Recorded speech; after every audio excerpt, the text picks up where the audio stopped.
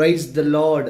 అడుగుడి మీకు ఇవ్వబడును, వెదుకుడి మీకు దొరుకును, తట్టుడి మీకు తీయబడును. మత్తయి సువార్త 7వ అధ్యాయం 8వ వచనంలో ఉన్నటువంటి మాట ఇది. ఉదయకాల సమయం ఈ మాటలు వింటుండగా అడుగుడి మరి వాక్యంలో సెలవిచ్చినట్టుగానే పాత నిబంధనలో ఎబ్బేజు అనేటువంటి భక్తుడు, వేదన పుత్రుడిగా పేరుగాంచినటువంటి ఎబ్బేజు తనకున్నటువంటి వేదనకరమైనటువంటి పరిస్థితిని గూర్చి దేవుని దగ్గర మొరపెట్టాడు అని వాక్యం ఉంటుంది. అయితే యెహోవా ఆ ప్రార్థన ఆలకించెను అని వాక్యం అంటుంది.